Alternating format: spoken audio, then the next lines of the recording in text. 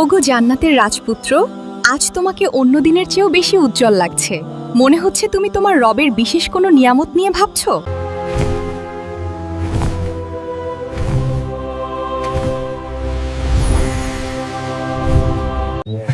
দেখ, আজ আমরা সত্যি সত্যি পিকনিক করছি, কিন্তু কোনো মশা নেই, কোনো গরম নেই। সুবহানাল্লাহ, তুমি আল্লাহর দিদার লাভ করে ফিরেছো, তা তোমার চেহারা দেখেই বোঝা যাচ্ছে। এসো, বিশ্রাম নাও। দেখো কি সুন্দর! আহা, আমরা যা ভেবেছিলাম তার চেয়ে বেশি সুন্দর হয়। সময়। পৃথিবীর মানুষের কাছে সময় ছিল এক ভয়ের নাম। সময় চলে যাচ্ছে, বয়স বেড়ে যাচ্ছে, মৃত্যু এগিয়ে আসছে। কিন্তু আপনি এখন যেখানে আছেন, এখানে সময় কোনো শত্রু নয়। সময় এখানে থমকে আছে অনন্ত যৌবনের পায়ে। পৃথিবীর ক্যালেন্ডার যদি থাকতো, তবে আজ তারিখ হতো 1000 কোটিতম বছর। হ্যাঁ, 1000 কোটি বছর।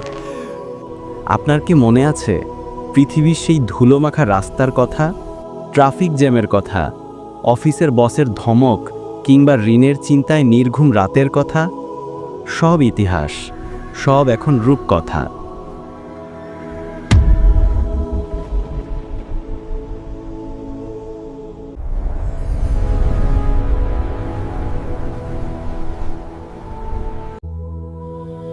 রায়হান শুয়ে আছে, তার চোখের পাপড়ি নড়ছে। জান্নাতে ঘুম ক্লান্তি দূর করার জন্য নয়, ঘুম এখানে আনন্দেরই আরেকটা রূপ। 70টি তোষকের উপর সে শুয়ে আছে, যার প্রতিটি তোষকের রং আলাদা, সুঘ্রাণ আলাদা। রায়হান চোখ মেলল। পৃথিবীতে ঘুম ভাঙলে মানুষের শরীরে একটা জড়তা থাকে, মুখে দুর্গন্ধ থাকে, কিন্তু 1000 কোটি বছর পরেও রায়হানের ঘুম ভাঙল মেশক ও আম্বরের সুঘ্রাণ নিয়ে। তার শরীরে যেন 1000টা সূর্যের শক্তি। সে উঠে বসল, তার শরীর থেকে নূরের আভা বের হচ্ছে। সে তার হাতের দিকে তাকালো। এই সেই হাত যা দিয়ে সে দুনিয়াতে মানুষের উপকার করত, দান করত। আজ এই হাতে নক্ষত্রের দীপ্তি। সুবহানাল্লাহ, 1000 কোটি বছর কেটে গেল, অথচ মনে হচ্ছে আমি এইমাত্র মায়ের কোল থেকে জন্ম নিলাম। ক্লান্তি শব্দটা কেমন যেন ভুলে গেছি। রায়হান বিছানা থেকে নামল। মেঝেতে পা রাখতেই জাফরানের ধুলো তার পায়ের সুরসুরি দিল। সে আয়নার সামনে দাঁড়ালো। আয়নাটি পৃথিবীর কাছে তৈরি নয়, এটি তৈরি হয়েছে পানির মতো স্বচ্ছ এক বিশেষ উপাদানে। রায়হান তার নিজের প্রতিবিম্ব দেখল। উচ্চতা 60 হাত, আদম আলাইহিসসালামের মতো। সৌন্দর্য ইউসুফ আলাইহিসসালামের মতো। বয়স 33, ঈসা আলাইহিসসালামের মতো। আর চরিত্র ও আখলাক মুহাম্মদ সাল্লাল্লাহু আলাইহি ওয়াসাল্লামের শিক্ষার ছায়ায় গড়া।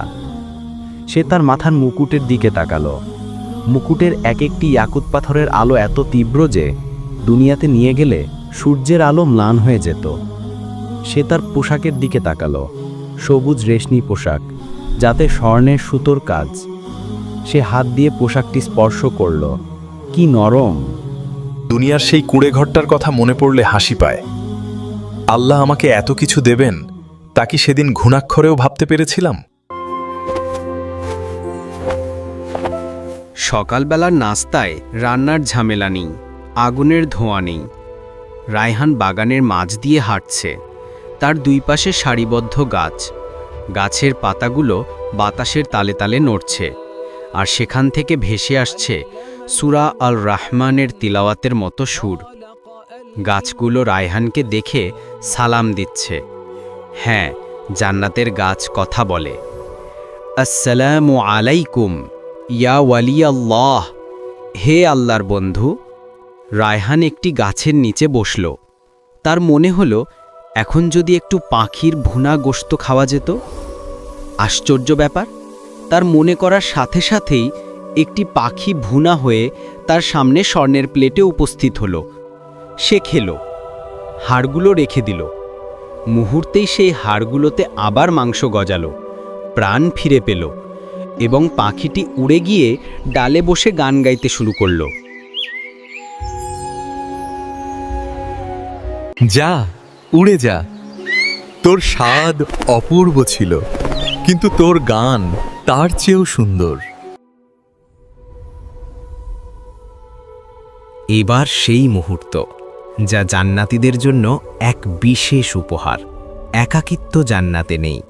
রায়হানের স্ত্রী এগিয়ে আসছেন, তার পরনে ৭০টি রঙের শাড়ি, তবুও তার পায়ের নলার শুভ্রতা বাইরে থেকে দেখা যাচ্ছে। তিনি হাঁটছেন না, যেন ভেসে আসছেন।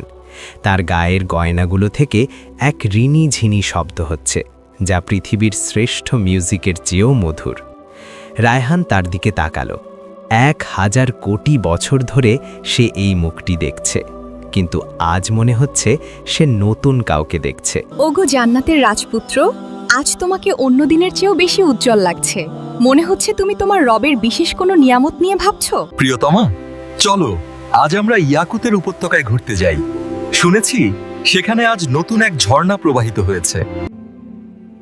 জান্নাতে স্বামী স্ত্রীর ভালোবাসা প্রতি মুহূর্তে নবায়ন হয়।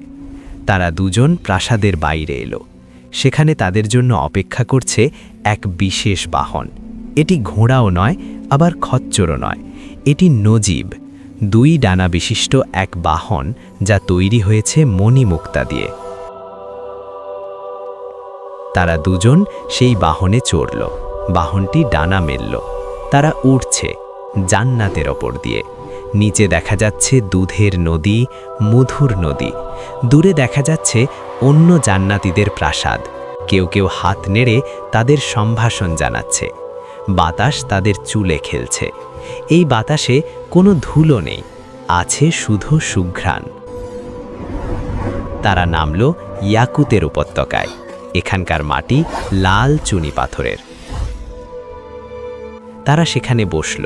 তাদের সামনে দিয়ে ছোট ছোট খাদেমরা এসে পানীয় পরিবেশন করল।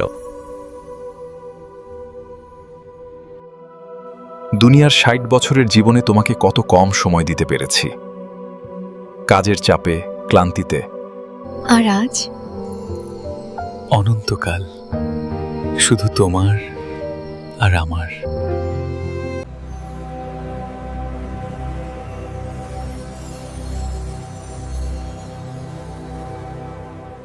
ঘুরতে ঘুরতে সময় হলো জান্নাতের হাটে যাওয়ার।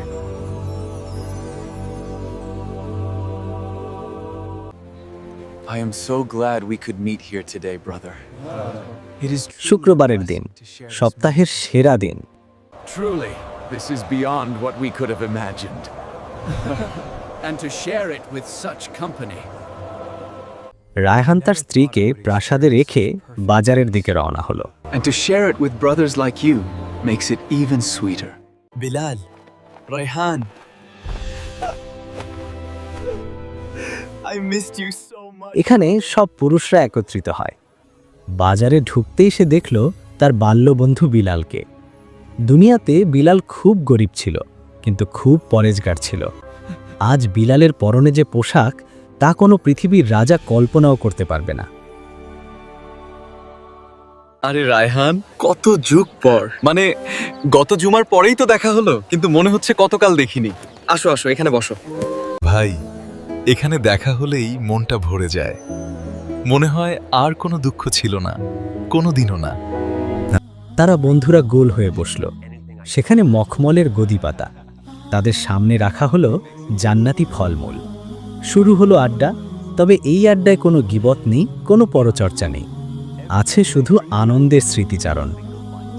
রায়হান, মনে আছে ভার্সিটি লাইফের কথা?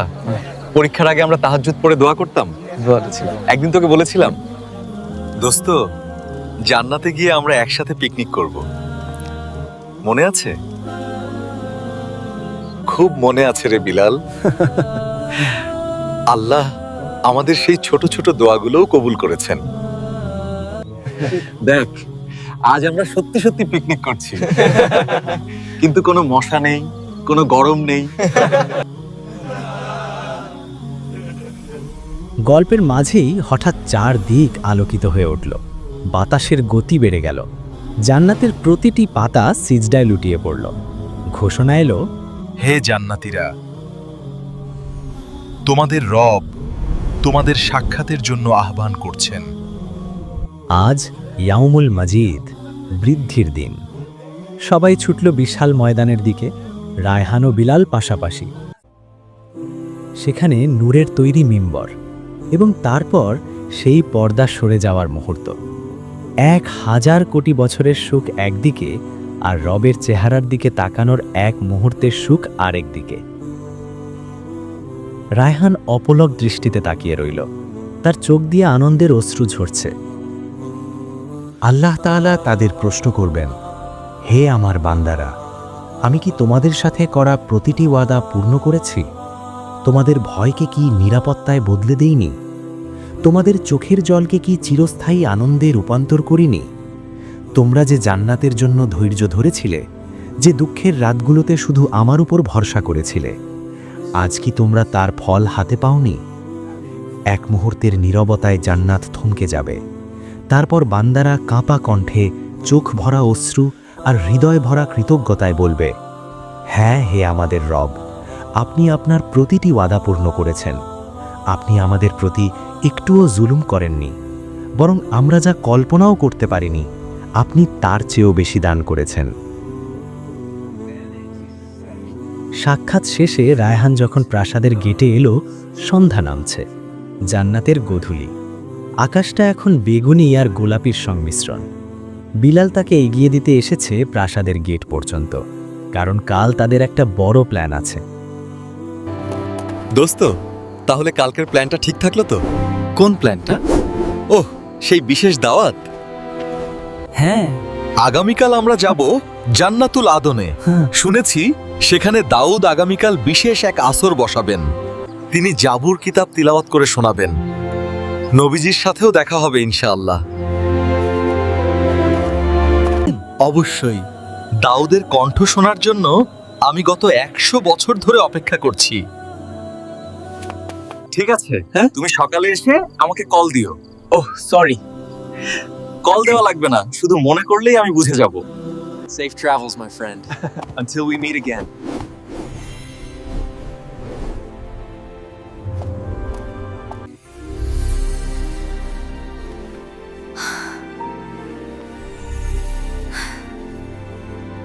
সুবহানাল্লাহ, তুমি আল্লাহর দিদার লাভ করে ফিরেছ, তা তোমার চেহারা দেখেই বোঝা যাচ্ছে। এসো, বিশ্রাম নাও। ঠিক সেই মুহূর্তে আল্লাহর অনুমতিতে জান্নাতের হুররা নীরব সৌন্দর্য ও গভীর মর্যাদায় এগিয়ে আসে। তাদের আগমনে নেই কোনো হঠাৎ বিস্ময়, নেই কোনো অস্বস্তির ছায়া।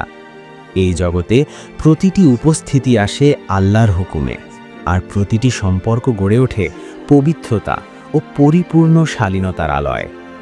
দুনিয়াতে মানুষ জান্নাতকে কল্পনা করেছিল শুধু রূপ আর আরামের স্থান হিসেবে, কিন্তু জান্নাত তার চেয়েও অনেক বেশি। এটি আত্মার পূর্ণতার জায়গা।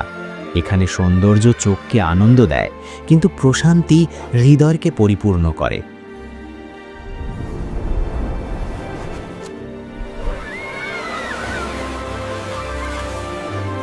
হুররা কোনো আকস্মিক উপহার নয়, তারা সেই সব রাতের সাক্ষী যখন এই বান্দা একাকী দাঁড়িয়ে আল্লাহর কাছে মাথা নত করেছিল।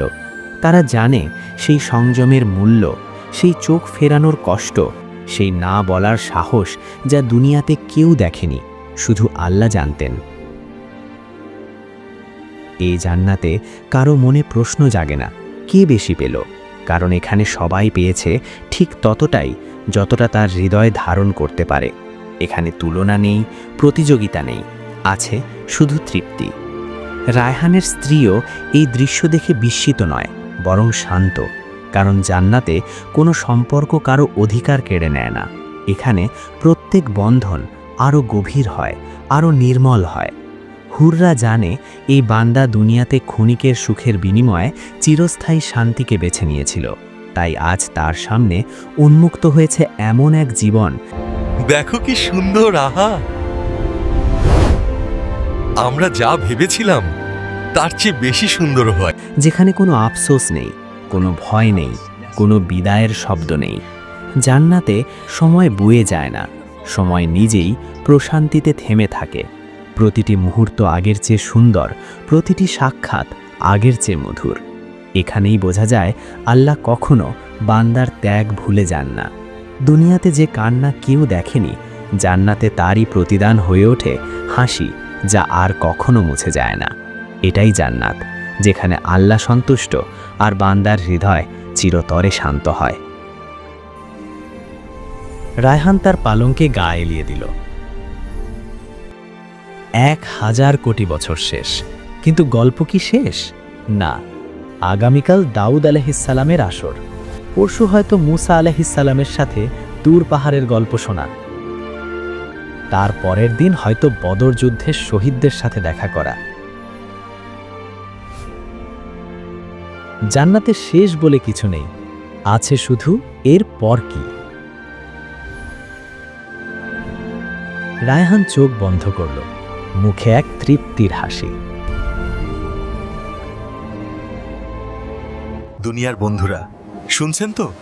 এই অনন্ত জীবন, এই অফুরন্ত আয়োজন সব আপনাদের জন্য অপেক্ষা করছে।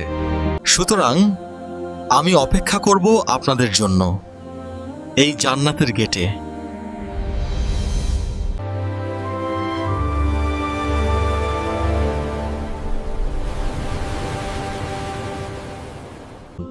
যদি জান্নাতের এমন আরও গল্প, নবীদের আসর, শহীদদের স্মৃতি শুনতে চান, তাহলে এখনই চ্যানেলটি সাবস্ক্রাইব করুন।